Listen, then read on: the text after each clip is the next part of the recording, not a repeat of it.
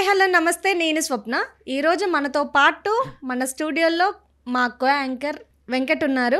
Hello Venkat. Hi అండి. వెంకట్, మన తెలంగాణలో జరుగుతున్న ఇష్యూ మెయిన్గా మీకు తెలిసే ఉంటుంది అనుకుంటున్నా. సో తెలంగాణలో రైతులు యూరియా కొరతతో ఇబ్బంది పడుతున్నారు. దానికి గల కారణాలేంటి, అలాగే దీనికి బాధ్యత ఎవరు వహించాలి? కేంద్ర ప్రభుత్వమా, రాష్ట్ర ప్రభుత్వమా? ఓకే స్వప్న, అయితే తెలంగాణలో రైతులు చాలా ఇబ్బందులు పడుతూ మనం చూస్తున్నాము, వీడియోస్ చూస్తున్నాము. రైతులు క్యూలో ఉండడము, ఒక రైతు అయితే ఆ చెప్పులు వరుసగా పెట్టి అక్కడ పడుకోవడము, ఇలాంటి దృశ్యాలన్నీ చూస్తున్నప్పుడల్లా తెలంగాణలో మన ఇండియా డెవలప్ అయింది, తెలంగాణ డెవలప్ అయింది, ఇవన్నీ చెప్పుకుంటున్నాం, కానీ ఎవరు డెవలప్ అవుతున్నారో తెలియట్లేదు. సో అంత హృదయ విదారకమైన సన్నివేశాలు అయితే మనకు దర్శనమిస్తున్నాయి తెలంగాణలో. సో అవన్నీ చూస్తూ కూడా కేంద్ర ప్రభుత్వాలు, రాష్ట్ర ప్రభుత్వాలు, కాంగ్రెస్, బీజేపీ ఒకరినొకరు రాజకీయంగా మాట్లాడుకోవడం కూడా ఇంకా బాధ పెట్టే అంశం ఇక్కడ. సో చూసుకుంటే బీజేపీ ఏమంటుంది, కాంగ్రెస్ది తప్పు, రాష్ట్రంలో యూరియా కొరతకి కాంగ్రెస్ రాష్ట్ర ప్రభుత్వమే బాధ్యత వహించాలి, వారికి మేనేజ్ చేయడం రాక ఇబ్బందులు పడుతున్నారు తెలంగాణ రైతులు అని అంటున్నారు. కానీ కేంద్ర ప్రభుత్వం అంటుంది, బీజేపీ అంటుంది, మీరు కిషన్ రెడ్డి అంటున్నాడు, అందరూ. కిషన్ రెడ్డి గారు కూడా కొన్ని వ్యాఖ్యలు చేయడం జరిగింది.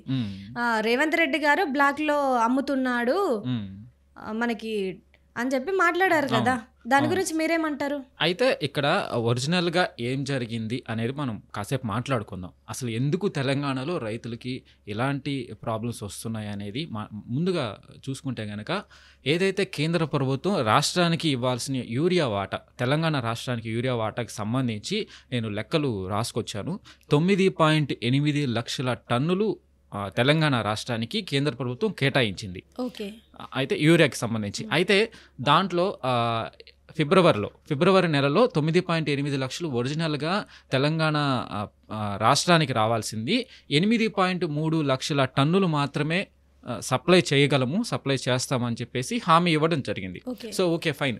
అయితే ఒరిజినల్గా ఎంత సప్లై అయింది కేంద్ర ప్రభుత్వం నుంచి రాష్ట్ర ప్రభుత్వానికి అనుకుని లెక్కలు చూస్తే గనక 5.3 లక్షల టన్నులు మాత్రమే తెలంగాణ రాష్ట్రానికి రావడం జరిగింది. సో 9.8 ల్యాక్స్, 9.8 లక్షల టన్నులు ఎక్కడ, 5.3 లక్షల టన్నులు ఎక్కడ? ఏదైతే కేంద్ర ప్రభుత్వం ఇచ్చిన హామీలో సగం సప్లై చేసింది. సో అందువల్లే రైతులు ఇంత ఇబ్బంది పడాల్సిన పరిస్థితి వస్తుంది. మీరన్నట్టు ఆబ్వియస్లీ ఏదైతే షార్టేజ్ ఉంటుందో, డిమాండ్ ఉన్నప్పుడే ఈ బ్లాక్ మార్కెట్ అనేది బయటకు వస్తుంది. ఈ బ్లాక్ మార్కెట్ దందాగాళ్ళని రాష్ట్ర ప్రభుత్వం కూడా కంట్రోల్ చేయలేకపోతుంది. ఆ దందాలు ఎలా అంటే, ఈ కొరతని ఆసరా చేసుకొని వాళ్ళు ముందుగానే యూరియా కొరత వస్తుందని గ్రహించి నిల్వలు ఉంచుకొని వాటిని బ్లాక్లో అమ్మడము, రకరకాల దందాలు కూడా కొనసాగిస్తున్నారు. ఒకవేళ యూరియా షార్టేజ్ లేదనుకోండి, ఎవరేం చేయలేరు. సో అంతా బాగానే ఉంటుంది. యూరియా షార్టేజ్ ఉంది కాబట్టే ఇప్పుడు ఈ బ్లాక్ మార్కెట్ గాళ్ళందరూ ఇంకా ఇబ్బందులు పాలు చేస్తున్నారు. సో ఏదైతే కేంద్ర ప్రభుత్వం రాష్ట్రానికి ఇవ్వాల్సిన వాటాని ఆపేసి కాంగ్రెస్ మీద, తెలంగాణ రాష్ట్ర ప్రభుత్వాన్ని మీద నెపనెట్టేయాలని బీజేపీ చూస్తుంది. ఇటు కాంగ్రెస్ ప్రభుత్వం కూడా బీజేపీ మాకు రావాల్సిన యూరియా వాటాని ఇవ్వట్లేదు, ఎందుకు అనంటే ఇది బీజేపీ పాలిత రాష్ట్రం కాదు గనక, ప్రతిపక్ష పాలిత రాష్ట్రం గనక, అందుకని తెలంగాణని ఇబ్బంది పెట్టాలి, తెలంగాణ ప్రజల్ని మా రాజకీయం కోసం తెలంగాణ ప్రజల్ని ఇబ్బంది పెడుతుంది అని కాంగ్రెస్ రివర్స్ కౌంటర్ బీజేపీ మీద వేస్తుంది. సో ఇట్లా నిజాలు ఏమంటారండి? మన తెలంగాణ ప్రజలు పెద్ద కన్ఫ్యూజన్ లో ఉండిపోతున్నారు. యూరియా కోసం పడిగాపులు కాస్తున్నారు మన తెలంగాణలో, అందరు చూస్తున్నారు ఆ విషయం. సో ఏమంటారు మీరు? కారణం ఎవరు? ఇటు కాంగ్రెసా, ఇటు బీజేపీయా? ఒకరి మీద ఒకరు ఆరోపణలు చేసుకుంటూ రాజకీయాలు చేసుకుంటూ రైతులకి వాస్తవాలు తెలియకుండా, రైతులేమో ఏం జరుగుతుందో తెలియకుండా, మాకు యూరియా వస్తుందా రాదా తెలియకుండా, ఎక్కువ వరకు మనకి కాంగ్రెస్ పైననే ఆరోపణలు అనేది వినిపిస్తున్నాయి. ఎందుకంటే బీజేపీ మంత్రులు, ఎందుకంటే తెలంగాణ రాష్ట్ర ప్రభుత్వం కాంగ్రెస్ కాబట్టి ఆబ్వియస్లీ 10 సంవత్సరాల బీఆర్ఎస్లో ఉన్నప్పుడు ఇలాంటి కొరత ఎప్పుడు రాలేదు, ఇప్పుడు ఎందుకు వస్తుంది అనే ఆరోపణలు కూడా మనం ఇప్పుడు ఎందుకు వస్తుంది. అవును, కరెక్టే. అయితే ఒరిజినల్గా తీసుకుంటే భారతదేశం మొత్తానికి యూరియాకి సంబంధించి 410 లక్షల టన్నుల ఉత్పత్తి అయితే ప్రతి ఏటా జరుగుతుంది. 410 లక్షల టన్నుల ఉత్పత్తి జరిగినప్పుడు ఇలాంటి కొరత అనేది ఉండదు. కాకపోతే ఈ ఉత్పత్తి అంత జరగట్లేదు, ఆగిపోయింది, షార్టేజ్ రావడం జరిగింది. సో అసలు దానికి షార్టేజ్ ఎందుకు వచ్చిందంటారు వెంకట్? అయితే ముఖ్యంగా ఎందుకు వచ్చింది అనంటే ఏదైతే యూరియా అనేది ఇంతకుముందు మనం డిఏపి ఫెర్టిలైజర్స్ అనేది షార్టేజ్ వచ్చింది. అయితే అది ఎందుకు వచ్చింది? అది ఇంపోర్టెడ్. డిఏపి అనేది పూర్తిగా మనం విదేశాల నుంచి ఇంపోర్ట్ చేసుకుంటాం కాబట్టి ఆ కొరత వచ్చింది. కానీ యూరియా అలా కాదు. యూరియా మన దేశంలోనే ఉత్పత్తి అవుతుంది. యూరియా కంపెనీ మ్యానుఫ్యాక్చరింగ్ కంపెనీస్ ఇండియాలోనే ఉన్నాయి. ఎక్కడండి? మన తెలంగాణలో చూసుకుంటే రామగుండంలో ఉంది. రామగుండంలో చూస్తే కనుక లెక్కలు చూస్తే రామగుండంలో 17 లక్షల టన్నుల యూరియా ఉత్పత్తి రామగుండంలో జరుగుతుంది. సో ఆ రామగుండంలో ఏదైతే ఉత్పత్తి దానికి సంబంధించి ఏప్రిల్ మే నెలలకు సంబంధించి 70 రోజుల పాటు ఆ ఉత్పత్తి కేంద్రం టెక్నికల్ ప్రాబ్లం వల్ల ఆగిపోయింది. సో అక్కడ రావాల్సిన 17 లక్షల టన్నులో కూడా షార్టేజ్ రూపంలో ఆగిపోయింది. ఇంకో కారణం ఏంది అని అంటే మనం యూరియా ఇక్కడ ఉత్పత్తి అయ్యే కేంద్రాలు ఉన్నా కూడా దానికి రా మెటీరియల్ అనేది ఇంపోర్ట్ చేసుకోవాల్సింది. ఆబ్వియస్లీ మనం ఆ రా మెటీరియల్ ఇంపోర్ట్ చేసుకోవడానికి మనం పలు దేశాలు ఏదైతే చైనా మీద కావచ్చు, సౌదీ అరేబియా, యుఏఈ, ఇట్లాగా పలు ఉక్రెయిన్, ఇట్లాగా చాలా దేశాల మీద మనం ఆ రా మెటీరియల్కి సంబంధించి ఆధారపడడం జరుగుతుంది. ఆ రా మెటీరియల్ ఇంపోర్ట్ చేసుకునే ప్రక్రియకి సంబంధించి కొన్ని ప్రాబ్లమ్స్ వచ్చాయి ఇండియాకి. ఏది? చైనాతో రిలేషన్స్ దెబ్బతినడం. చైనా కూడా మన ఇంపోర్ట్ చేసుకునే వస్తువుల మీద కొన్ని షరతులు పెట్టడం వల్ల యూరియాకి సంబంధించి మెటీరియల్ని ఇంపోర్ట్ చేసుకోవడానికి చైనాతో ప్రాబ్లం వచ్చింది. సో దానివల్ల ఆ మెటీరియల్ లేకపోవడం వల్ల యూరియా కొరత అనేది స్టార్ట్ అయ్యింది. సో దానివల్ల ఇప్పుడు ఇంపోర్ట్ చేసుకునే రా మెటీరియల్ రాకపోవడం వల్ల ఇండియాలో రావాల్సిన ఏదైతే ఉత్పత్తి ఆగిపోవడం వల్ల కేవలం తెలంగాణ రాష్ట్రం ఒక్కటే కాదు, ఆంధ్రప్రదేశ్, బీహారు, రాజస్థాన్, పంజాబ్, కర్ణాటక ప్రతి రాష్ట్రం ఇబ్బందులు పడుతుంది. ఒక తమిళనాడు ఒకటే కాదు. ఇక్కడ బీజేపీ ఏం చెప్తుంది? ఒకటే కాదు, అన్ని రాష్ట్రాలలో కూడా మనకి ఇబ్బంది ఉంది అని అంటారా? లేదు, అనట్లేదు. బీజేపీ యూరియా ఇబ్బంది ఉంది, కానీ బీజేపీ ఆ మాట చెప్పట్లేదు. దేశమంతా షార్టేజ్ ఉంది కానీ ఆ మాట అనట్లేదు. తెలంగాణలోనే షార్టేజ్ ఉందని. మరి తెలంగాణ పైన ఎందుకు ఆరోపణలు చేస్తుంది? ఎందుకంటే ఇక్కడ కాంగ్రెస్ గవర్నమెంట్ ఉంది కదా. సో కాంగ్రెస్ గవర్నమెంట్ ఉంది ఇక్కడ. మీరు ఏదైతే సర్దుబాటు చేయలేక రైతులకి మమ్మల్ని అంటున్నారు అని, కానీ ఎక్కడ ఏదైతే 9.8 లక్షలకి సంబంధించి 5 లక్షల టన్నులు, 5.3 లక్షల టన్నులు మాత్రమే ఇస్తే షార్టేజ్ రాకుండా ఎలా ఉంటుంది? పోనీ ఇక్కడ అంటే ఒకటి వెంకట్, మనకి షార్టేజ్ వస్తుందని కేంద్ర ప్రభుత్వానికి ముందే తెలియదా? తెలుస్తుంది ఖచ్చితంగా. ఏదైతే తెలుస్తుంది, ఆయన ఏదైతే నరేంద్ర మోడీ కూడా, ప్రధానమంత్రి నరేంద్ర మోడీ ఒక 2000 లాస్ట్ ఇయర్ అనుకుంటాను, ఆత్మనిర్భర్ భారత్ అని 2022 నుంచి చెప్తున్నాడు ఆయన. మేక్ ఇన్ ఇండియా అని చెప్పేసి చెప్తున్నాడు. ఏదైతే యూరియాకి సంబంధించి మనం ఇక్కడే మ్యానుఫ్యాక్చరింగ్ ఫ్యాక్టరీస్ ఉన్న రా మెటీరియల్స్ ఇంపోర్ట్ చేసుకుంటున్నా స్టిల్ మనకు 15% అయితే షార్టేజ్ ఉంది. స్టిల్ ఆ 15% నుంచి 30% వరకు షార్టేజ్ ఉంది. సో ఆ షార్టేజ్ని కూడా ఆత్మనిర్భర్ భారత్ అని ఒక సభలో మేక్ ఇన్ ఇండియా కాన్సెప్ట్ మీద యూరియాకి సంబంధించి ఆ 15 నుంచి 30% షార్టేజ్ని కూడా మేము పూర్తి చేసేస్తాము 2025 కల్లా ఆయన హామీ ఇవ్వడం జరిగింది. ఆ విధంగా ఆ 30% షార్టేజ్ పూర్తయితే గనక యూరియాకి సంబంధించి ఎలాంటి ఇబ్బంది ఉండదు అని బీజేపీ ఆలోచించింది, కానీ అది జరగలేదు. ఇది షార్టేజ్ వస్తుందని కేంద్ర ప్రభుత్వానికి ముందే తెలిసినప్పుడు దీనికి ఏదో ఒకటి ఆల్టర్నేట్ అయితే విధించాలి కదా. ఖచ్చితంగా దానికి ఆల్టర్నేటివ్ చూడడానికి ఇప్పుడు చైనా నుంచి మనం ఇంపోర్ట్ చేసుకోవాల్సిన రా మెటీరియల్స్ని ఇండియా ఏమీ చేయలేదు, అవి రావాల్సిందే. ఇటు మిగతా కంట్రీస్ నుంచి కూడా అక్కడ మెటీరియల్ వస్తే కనుక ఇక్కడ మనం ఉత్పత్తి చేయగలమే, కానీ కేంద్ర ప్రభుత్వము చేతుల్లో కొంత లేదు. కానీ అది ఒప్పుకోవట్లే బీజేపీ గవర్నమెంట్. ఏంది అని అంటే ఆ ఫాల్ట్ని ఒప్పుకోవట్లే. ఏమని చెప్పాలి రైతులకి?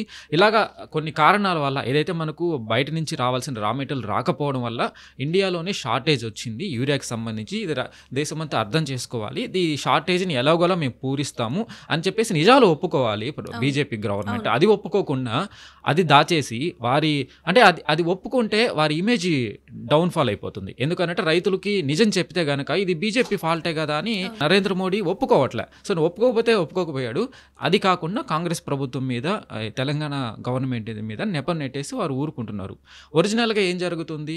అక్కడ ఇండియాలోనే ఉత్పత్తి లేనప్పుడు ఇతర రాష్ట్రాలకి అన్ని రాష్ట్రాలకి కూడా సప్లై చేయలేకపోతున్నారు. అన్ని రాష్ట్రాలు సేమ్ అలాగే ఇబ్బంది పడుతుంది. ఇప్పుడు ఆంధ్రప్రదేశ్లో కూడా యూరియా షార్టేజ్ ఉంది. దాని గురించి బీజేపీ మాట్లాడదు.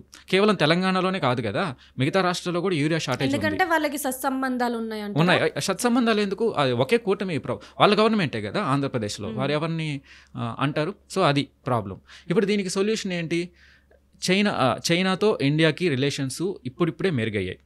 ఏదైతే గతంలో ఉన్నట్లుగా ఇప్పుడు లేదు. మనం చూసాము ఆయన చైనా విదేశాంగ మంత్రి వాంగ్ యీ రావడము, ఇక్కడ ప్రధానమంత్రితో మన అజిత్ దోవల్తో, జైశంకర్తో భేటీ అవ్వడం, వరుస భేటీలు జరగడము, ఆ తర్వాత రిలేషన్స్ అయితే కొంత ఇంప్రూవ్ అయినట్టుగా కనిపిస్తోంది. చైనా విదేశాంగ శాఖ మంత్రి కూడా అక్కడికి వెళ్ళాక ఇండియాతో మేము బిజినెస్ని ఇంకా ఇండియాతో ట్రేడ్ అనేది ఇంకా అభివృద్ధి చేస్తాము, ఇంకా డెవలప్ చేస్తామని ఆయన చైనాలో చెప్పడం జరిగింది. సో దీన్ని బట్టి మనకు క్లారిటీ వచ్చింది. ఇక నుంచి యూరియా మెటీరియల్ చైనా నుంచి ఈజీగా వచ్చేస్తుంది. నెక్స్ట్ పంట వరకు నెక్స్ట్ పంట ఇప్పుడు ఖరీఫ్ పంట, ఇప్పుడు ఖరీఫ్ పంటకి ఇబ్బంది పడుతున్నారు రైతులు. నెక్స్ట్ రబీ పంట కల్లా అలాంటి ప్రాబ్లం ఉండకపోవచ్చు అని నా అంచనా. ఎందుకు అనంటే అక్కడ నుంచి ఆ రా మెటీరియల్ చైనా నుంచి కొంచెం ఈజీగా వస్తుంది కాబట్టి. సో ఇది వాస్తవాలు కేంద్ర ప్రభుత్వం ఒప్పుకొని ప్రజలకు చెప్తే కనుక వాళ్ళు ఒక ఐడియాతో ఉంటారు. సో ఇందుకు రావట్లేదు యూరియా మనకు అని. సో అది కాకుండా వీరు కాంగ్రెస్ ప్రభుత్వం బీజేపీ మీద మాది ఏదైతే ప్రతిపక్ష రాష్ట్రం కాబట్టి మాకు ఇవ్వట్లేదని వీరు ఆరోపణలు చేయడము, వారేమో మీది తప్పు, మీరు ఏదైతే సర్దుబాటు చేసుకోలేక మమ్మల్ని అంటున్నారని వీరు అనడము, రాజకీయంగా ఒకరి మీద ఒకరు విమర్శలు చేసుకోవడం తప్ప వాస్తవాలు అయితే ప్రజలకు చెప్పట్లేదు. ప్రజలకు చెప్పి ప్రజల్ని ఎడ్యుకేట్ చేయాలి. నిజాలు చెప్తే అర్థమవుతుంది దేశ ప్రజలకి, ఇది నిజము, ఇది ఫ్యాక్టు, ఇది ఇబ్బంది ఉంది మన దేశానికి, ఈ ఇబ్బందిని రెక్టిఫై చేస్తామని ప్రధానమంత్రి బీజేపీ వాళ్ళు చెప్పాలి. సో అది జరుగుతుంది. యూరియా లేని పంటలు కానీ వేసుకోండి అని చెప్పి కొంచెం ఎడ్యుకేట్ చేసినా బాగుంటుంది. కానీ ఈ ఆరోపణలు తట్టుకోలేకపోతున్నారు జనాలు. అవును, మీరు అన్నట్లే యూరియా ఆధారిత పంటలు కాకుండా వేరే పంటలను కూడా కొన్ని వేసుకుంటే కనుక ఇంత ఇబ్బంది రాకపోవచ్చు. సో దాని మీద కూడా రైతులు కొంత ఆలోచించాల్సిన అవసరం కూడా ఉంది. కొంత షార్టేజ్లు వచ్చినప్పుడు ఇబ్బందులు పడుతున్న పరిస్థితుల్లో ఈ రకమైన ఆలోచన కూడా చేయాలి. మీరన్నట్లుగా ప్రభుత్వాలు రైతులను ఎడ్యుకేట్ చేయాల్సిన పరిస్థితి ఉంది. ఇప్పుడు నానో అనేది కూడా కొత్తగా వచ్చింది కదండి యూరియాకి ఆల్టర్నేటివ్గా, అది కూడా బాగానే పనిచేస్తుందని నేను విన్నాను. ఖచ్చితంగా మీరు అన్నది మంచి పాయింట్. నానో అంటే నానో అంటే కనుక IFFCO అనే ఒక కంపెనీ నానోని తయారు చేస్తుంది. ఇది రైతులకు సంబంధించి సహకార సంస్థ. So Indian farmers fertilisers corporations limited అని రైతులకు తెలుసుకోవాల్సిన విషయము. ఈ IFFCO అనేది మీరన్నట్టు నానో యూరియాని తయారు చేస్తుంది. ఈ నానో యూరియా ఒక 500 ml నానో యూరియా బాటిల్ తీసుకుంటే కనుక 45 kg యూరియాతో సమానం. సో చాలా సింపుల్. అలాంటప్పుడు అదే బెటర్ కదా. ఖచ్చితంగా, ఆబ్వియస్లీ. అయితే ఇది ట్రాన్స్పోర్టేషన్ కూడా ఈజీగా ఉంటుంది. ఇప్పుడు 500 mlకి 40 kgలకి ట్రాన్స్పోర్టేషన్ శ్రమ తగ్గుద్ది. ఇంకా కూడా దీనికి ఉత్పత్తి కూడా పెరిగే అవకాశం ఉంది. దీనికి బాధ్యత ఎవరు వహించాలంటారు? దీనికి ఉత్పత్తి ఖచ్చితంగా ఇది చెప్పాలి జనాలకి. ఎందుకు అనంటే రైతులకి ఇలాంటి నానో యూరియా ఒకటి ఉంది అని చెప్పి వాళ్ళని ఎడ్యుకేట్ చేసి, ఎందుకు అనంటే రైతులకి ఒక యూరియాకి అనేది ఎప్పుడైతే సంప్రదాయ యూరియాకి అలవాటు పడిన రైతులకి వేరే తీసుకొచ్చి ఇది వాడాలి అంటే భయపడతారు ఖచ్చితంగా. అది ఎలా వాడాలి అనేది కూడా కొంచెం ఇబ్బందులు ఉంటుంది. దానికి అది వాడాలి అంటే కనుక స్ప్రే అనేది ఖచ్చితంగా కావాలి. స్ప్రే చేయాలి ఖచ్చితంగా. యూరియా లాగా చల్లేది కాదు, స్ప్రే చేయాలి. స్ప్రే చేసే పరికరాలు అందరి దగ్గర ఉండవు. సో అది ఎలా స్ప్రే చేయాలి? పంటలకి ముందే డెమో అనేది ఇచ్చి ఉంటే బాగుండేది. మళ్ళీ యూరియా కంటే ఈ నానో అనేది రేటు కూడా తక్కువ ఉంది. అవును, రేటు తక్కువ ఉంది. అయితే నమ్మకం రైతుల్లో ఈ నమ్మకం రావాలి. ఆ నానో యూరియా వల్ల పంట దిగుబడి పెరుగుతుంది తప్ప పంట దిగుబడి తగ్గదు అనేది రైతుల్లో నమ్మకం వస్తే కనుక వారు వాడగలరు. నమ్మకం ఇయ్యలేకపోవడంలో కేంద్ర ప్రభుత్వం ఫెయిల్ అయిందంటారా? కేంద్ర ప్రభుత్వం అనే కాదు, వ్యవసాయ అధికారులు రైతులకి ఎడ్యుకేట్ చేయాల్సిన అవసరం ఉంది. ఇంకా ఎందుకు అనంటే ఒక ప్రాబ్లం ఉంది. ఎందుకు అనంటే అది ప్రాక్టికల్గా ఇంతవరకు చేయలేదు. ఇప్పుడు సైంటిఫికల్ గా నానో యూరియా అనేది 2 సంవత్సరాల కిందటే మనకి వచ్చింది. కానీ ఏదైతే ఒరిజినల్ గా పంటల మీద దీన్ని అప్లై చేయడము, పంట దిగుబడిని చూడడము, ఇలాంటివి అయితే ఇంకా బయటికి రాలేదు. సో అందువల్ల రైతుల్లో కొంత అవగాహన లోపం ఉంది, కొంచెం భయం కూడా ఉంది. దీనికి వ్యవసాయ అధికారులు దాన్ని పరీక్షించాలి. ఖచ్చితంగా రైతులకి ఎడ్యుకేట్ చేసేలాగా గ్రామాన ఈ నానో యూరియాని వాడకం నేర్పించాలి. దానివల్ల ప్రాక్టికల్గా దిగుబడి పెరుగుతుంది అనేది చూపిస్తే గనక రైతులు అలవాటు పడతారు. యూరియా సమస్య నుంచి మన దేశం చాలా వరకు బయటపడే అవకాశం ఉంటుంది. మనకి మధ్యలో డ్రోన్స్ కూడా చూసాము.